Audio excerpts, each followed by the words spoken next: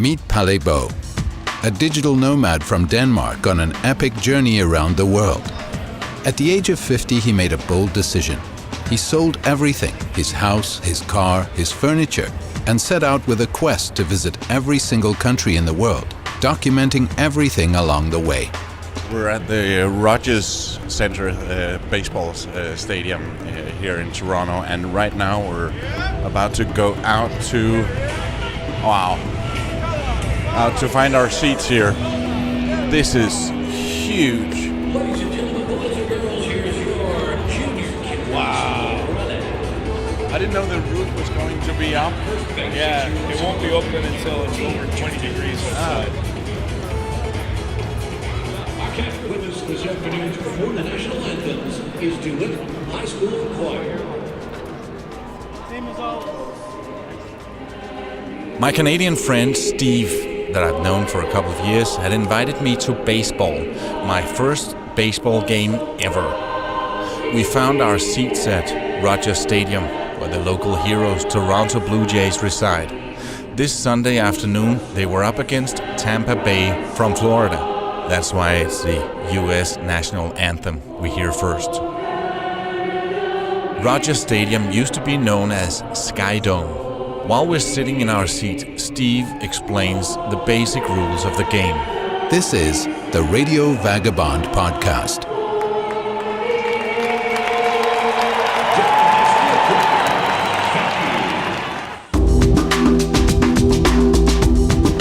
I'm here at Rogers Centre in Toronto, a baseball arena, a big dome, and to my first ever baseball match in my life.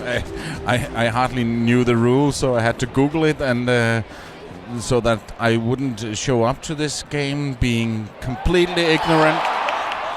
So Steve, now the game has just started, and our team are the blue. Yes, the team in blue, the Blue Jays. Yeah, so this is, as I told you, my very first baseball game, and I tried to Google the rules. I think I have a basic idea of what's going on, but of course there are a lot of detailed rules that I won't need to know. True, it's a very complicated game. But on the surface, if you know the basics, you'll enjoy it. That player just struck out, by the way. He struck out, which means he took 3 strikes, and he loses out. his turn. He goes back to the dugout and feels shame. This stadium holds around 50,000 people, Yeah. and it was built in the late 80s, early 90s. Yeah, it opened, I think, in 1989. And it was very modern at the time. Yeah, it was the first retractable roof stadium. So it's a dome stadium with a roof that opens and closes depending on the weather and the conditions, which in a city like Toronto, where it can be very cold or very hot, is a good thing to have. But then shortly after, the style of stadiums around changed. Yeah, in the major leagues in the 80s, a lot of teams wanted dome stadiums like this and very modern architecture. And in the 90s, that sort of changed right after the stadium opened. And there were a lot of new ballparks built in the 90s and 2000s that looked like they could have been built in the 1920s. They harken back to the golden age of baseball in parks like Fenway in Boston and Yankee Stadium in New York. And they have a completely different look. So this ballpark, unfortunately, I think felt dated almost, right after it opened. It was very modern when it was built. For about a year or two, and then it was... I noticed that he hit the ball out into the spectators. Yes. What happens when he does that? When a ball is hit outside of the white lines that extend into the fields, they're foul balls, and it's a strike against the player. Okay. You're listening to the Radio Vagabond podcast. Before we continue, I want to remind you that I also have a YouTube channel. Here I post some small videos from each place I visit. Just go to youtube.com/theradiovagabond and click the subscribe button. If you also click on that small bell, I'll tell you every time I post a new video. That was a good one. And now, back to the show. If he catches it, the player's out. Yeah, and the player's out. He did. He did. First baseman number 8, Ricky Weeks Jr. And you say baseball is kind of a combination between excitement and boredom. Yeah, I have read that it's a very, very boring sport until something happens. But when it happens, it's very exciting. It happens really, really fast. And I think people underestimate the athleticism and skill of the players because it looks for a lot of the time like they're not doing very much. Walking around, spitting, Right, scratching their crotch. Yeah. But when the ball comes to them and a play happens, it happens with incredible speed and precision. And it's a fun game, I think, for that because you relax, and then the tension builds and something really good happens. And it's a good game to watch with cold beers. Very good. Yeah. So very cheers. expensive cold beer. Yeah, very expensive. Cheers.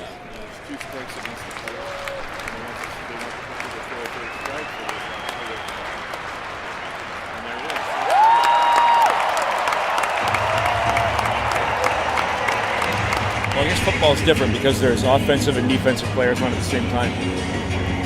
In baseball, you're either playing offense or you're playing defense. You can't score while you're in the field playing defense.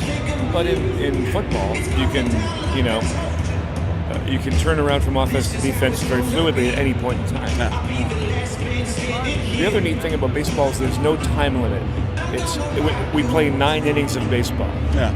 And if it takes longer than that, we keep playing until there's a winner. No. There's no clock running like in football where, 90 minutes plus injury time, or hockey is 3 20-minute periods, or basketball is 4 quarters.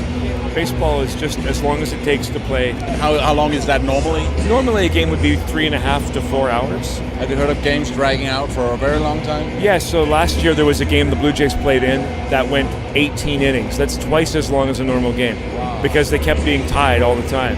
And that was almost 8 hours of baseball. And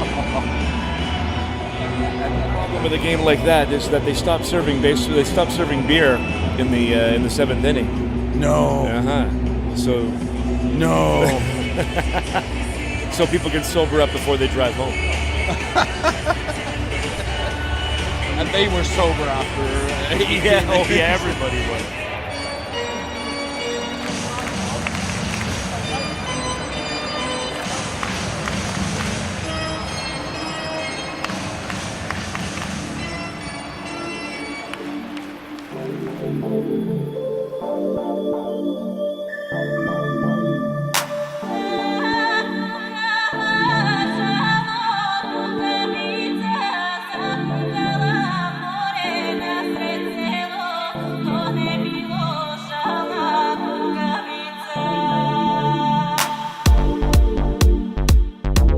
We'll return to Rogers Stadium in a minute. But first, let's visit another radio show. When I was in Toronto, I was invited to be a guest on the legendary Humble and Fred show. Humble, Howard Glassman, and Fred Patterson has been doing their show on a variety of Toronto-based radio stations since 1989. Now they can be heard on Sirius XM satellite across Canada, the US, and most parts of Central America. Pally Bow started in radio in 1985. He has been a morning host, a sales manager, the station manager, co-founder, co-owner of 10 radio stations in his home country of Denmark. And he has been on a quest to, I don't know, do what, but he's here. Please welcome the radio vagabond, Pally Bow. Thanks. It is so good to be here. I know, huh? Yeah. Is it really? It is, yeah. And I absolutely... You mean in Canada or on the show? I was talking about Toronto. But, okay. Yeah. But this is nice as well. You have a good thing going. And if you keep it up, I'm sure... One day we'll be successful. You can take it somewhere. So you saw... were you actually at our panel at Canadian Music Week? You saw us there. Yeah.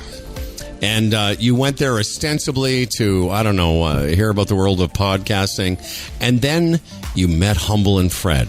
And that was your life up to that moment. Mm-hmm. And then it's after you meet Humble and Fred. And now you're in the after part. Yeah. How are things going? I'm just so glad that I did my keynote before you went on stage. Yeah. Yes, because you don't want to follow us. Yeah. No, yeah. What was your keynote about?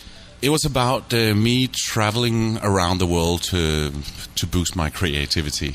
Yeah. Well, let's talk about your quest. Enough about Humble and Fred. You'll get back to that later. Of course. Heaping praise on I us. think we've covered it. No, not even remotely. Pally has worked with radio stations and spoken publicly about radio in Finland, Great Britain, the Netherlands, Germany, India, Iran, Iraq, Russia, Greenland, South Africa. And so you come, like you did a little keynote in Toronto about radio around the world. What was your premise? Well, it was really about doing something different, and that's something that is boosting my creativity. And in my case, I'm taking it quite far and really experiencing new stuff all the time, like doing the bungee jump from a cow tower, walking on the Chinese wall. Yesterday I went flying a helicopter over Niagara, doing the really touristy thing, but and seeing new people and meeting new cultures, for me it's making me more creative. And my message in my keynote was that you try to do something different. You're listening to the Radio Vagabond podcast. Before we continue, I want to remind you that I have a Facebook page where I share a lot of thoughts, pictures and videos. You'll find it by going to facebook.com/PalaRadioVagabond. And now, back to the show.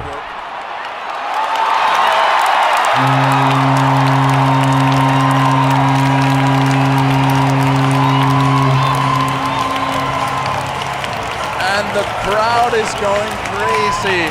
Toronto just did a home run.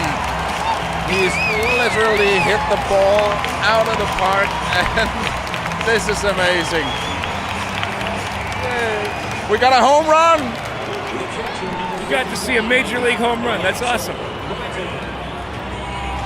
And way out in center field, a long home run. Yeah, beautiful.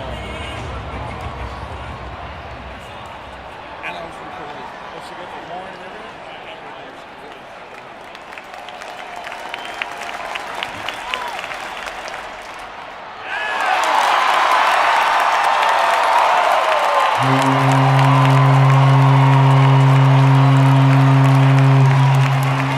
This means the Blue Jays win.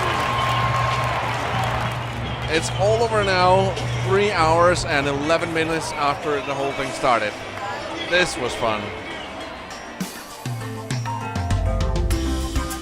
We'll return to Rogers Stadium in a minute when Steve takes me downstairs. As people, human nature is to get sort of stuck in a, I was going to say rut, but it's really more of a paradigm or a pattern. Certainly as we age, not a lot of 52-year-olds say, you know what, I've always wanted to travel and I have by the means to do it, and it's a way to break away from the norm. But in terms of your servicing the radio industry, like, so Canadian Music Week, did you apply or say, hey, this is who I am? Or did they hear about you? They heard about me, and I was in somewhere in Asia at the time. I think I was in South Korea. I was just in North Korea, but I didn't get the email there. No, I was in Seoul when I got the email, and we spoke, and we agreed that I should come here. At your expense? No. Oh. No. Really? They were so kind. Seriously, we did a thing. They didn't give us a taxi. I was going to say we couldn't get parking money, and we're Humble and fucking Fred. Sorry, Pim. Just kidding. But I'm the guru. Apparently, No, it's all the point of all this. I may have missed this. Are you going to write a book or a TV show, make a TV show of this, or what I do right now is I do a podcast from every country I'm in. Called the Radio Vagabond, and I do a lot of recordings on the streets, and whenever I see and meet some people, and I spend days editing 20 minutes. So how would the people at Canadian Music Week, how would they know about you? They heard the rumor from someone I know here. Oh, okay. Nice. Because it's interesting, if nowadays you can put stuff together on your own and promote it properly. Next thing you know, somebody's giving you a plane ticket to come halfway across the world. Exactly. Not bad, eh? So Tim and I worked together about, 25 years ago? Isn't that long? 1990. 1993, I think, was when I was in cyber. Johnny was still here. Johnny Rudy was fixing today. Oh, yeah, we're coming, Johnny. During the baseball game, there were a lot of screens on the stadium with commercials, statistics, close-ups, and slow motion. Everything was extremely well produced. And then they had a stadium speaker that I could tell had been in the game for a while. At a point during the game, a little came up and introduced the players. At the same time, we could see her waving on the big jumbo screen.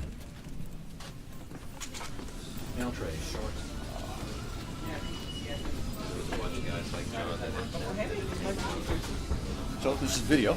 It's a video controller. After the game, Steve tells me that the speaker is an old friend of his, and after a quick text message, we're on our way to the control room where everything's being produced. And it is like a big TV control room. Lots of screens and a lot of people working. We're in this control room. And, This is the in front control room there for the video are, board, yeah. Are 10 big screens. It looks like a control room of a very high-end TV station. This is pretty similar to what you'd find in a TV station. It's very similar, but maybe on a smaller scale. But gear-wise, it's all pretty good stuff. And you said the guys that do replay? 2 replay guys right there. Both the guys are really good at their job. Yeah, because you need to be fast. They're sharp. They're sharp, and they've each one of these the replay controllers has four channels, so they're basically mixing four. Each guy is working 4 cameras, so they're really good. Across the front row is pretty much all stats. This far end runs the ribbon boards. Around there. The next 2 people are stats. They're just constantly updating stats all through the game. Yeah, the stats of which player has done what. Because if you notice, right after an at-bat, no matter what happens, his batting average will change in most cases. And then the guy that runs the line score, which is the ball strikes out, sits at this end. Behind us here, all the signboards, all the menu boards, everything all through the stadium are run from here. Yeah, it's all set up from here. All the screens, all the stuff, because different stuff goes to different screens and things like that. And then all the games we play, like I don't know if you saw the one where they were pulling down the little bricks of color, and that's run from the far end here. All those. Okay. So are you in a sort of a context? Is there a head producer that says, "Oh, we need the audience to right clap there. some more"? She sits can we right put there. A clapping thing on? Exactly. Yeah, she sits right there. Our director and our producer sit right there. That's about this room. Yeah. This is all set up so we can do all different kinds of stuff on these stations. There's really our technical producer, the guy who's in charge of making sure everything works and all that. He sits there and works on stuff. Plus, we have an engineer that floats around. Yeah. And then various stuff goes on across back here. Yeah. And then we're moving on. Let me go to the good room. The good room. Man, we like that outside. That's right. Oh, Johnny's gone. That's too bad. And audio. This is where you could have sat probably like 20 years ago, 40 years ago, if you were the junior J of the day. You could have.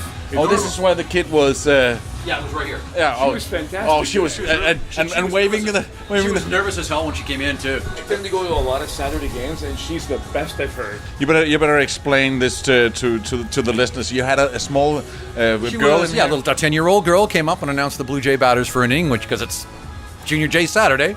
So that's how that works. Yeah, and she was filmed at the same time, and she had to focus on saying the name the right way. That's right. And put on the jumbo screen. She's a good coach, though. She's a good coach. Who might that be? That would be me. Yeah, but she was waving all the time, and yeah. Yeah, I told her to wave. Keep waving every time you see yourself. Wave. So, yeah, she was cute. So she sat there, which is where I would normally sit. Our DJ was out on his platform. He's out there on Friday, Saturdays, and Sundays. But normally he would sit here. Oh, okay. I say my spot. I've got a screen so I can watch what's going on. So what are some of the things that you would say, and do you put on a special voice for it? I try not to. Every now and again, you gotta grind it out or get a little hot, but it depends on the situation. Then the crowd goes home. Someday. I thought everything sounded good. This is our DJ, Jed. Hey. Hi, Hey, Paula from Denmark. Oh, nice. Yeah. Did you catch my Saturday morning cartoons? Oh, that was awesome. Mix, you The caught that? Flintstones? Yeah, that was good. Remix of the Flintstones. Yeah. This was my first ever baseball. Oh, cool. You game should get in it. my life. Oh, wow. It was fun because he did like a Google Wikipedia search on the rules of I baseball. watched some YouTube videos, rules of baseball. Yeah, and it still Pretty doesn't impressive. matter. That's Sometimes you can know all the impressive rules that you you want, did but Excuse me. I was trying to finish up here. And we're pleased to welcome all the Junior Jays down to the field. Glad to have you here for your chance to run the bases. Just some things to remember as you are running the bases. Keep your eyes open for all the other base runners so we can avoid collisions. Make sure you touch them all. And then after you touch home plate, if you could move away from the area as quick as possible, gives everyone a chance to touch home plate. And please, for your safety, don't slide. Enjoy yourself on the field. You do have a little bit. Enjoy yourself in the field. Oh, yeah. But you're supposed to. Yeah. So you gotta live the I would be disappointed if you didn't. I try not to, but sometimes it comes out. Enjoy yourself on the field. I try not to. No, I try not to get too. I don't. No, I love how you. I can always tell it's you. It's your natural voice, but it sounds like you're in a major league ballpark. I mean, give a little kick. You are, Give right? a little best kick. in the league, I tell you. Yeah. It's not the best. We're standing up here looking down on the field, and of course the audience have left. But a lot of kids come in and they're running around. Exactly. It's you get a chance to come down to the field. I mean, how often do you get a chance to come down to a Major League Baseball field and run around? And because it's Junior J Saturday, that's what they're doing. And there are lots of them. We're going to be at this for probably an hour minimum. Wow. There's been a couple where it's taken like almost 2 hours because the place was just jammed. How long have you been doing this? Announcing, this is my 13th season. I've been working here since 1997. I was running the audio department when I first came here, and then with the radio background, when they decided they needed a new announcer, they called me. I didn't have to think about it. I took it. Yeah, and you're a baseball fan. Even more now. Okay. I was a bit of a fan before, but even more so now. Yeah. What is it about this game? If you should explain it to a European, what is it that is so appealing and drawing about? Well, you know what? It's a chess game on a field, is really what it is, because managers make moves and you make counter moves, and everybody's looking for that last move or the right move or the best move. And there's a lot of thought that goes into things. You got left-handed batters versus right-handed pitchers versus left-handed. It's a game of numbers and playing percentages. It's interesting. Yeah, well, anything can happen. I kind of got the deal, but I bet that if I went back and back and back, I would get more and more details of it, because I didn't see any of the strategy that you were talking about. There wasn't a lot of that today. Okay. But there can be. But depends on the importance of the game, playoffs, that kind of stuff. Everything. I mean, I've been doing this since '97, and there's so much I don't know about baseball. It's just always something new. I enjoyed it very, very much. That's good. Especially the voiceover guy. Of course. Thank you so much. This episode is brought to you in part by hotels25.com. It's a website that helps you find the best prices on hotels, hostels, and guest houses around the world. It searches a lot of different hotel search sites in one simple search. Hotels25.com. It's best price guaranteed.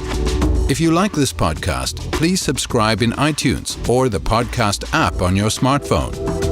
You can see pictures, watch videos, and read much more on theradiovagabond.com.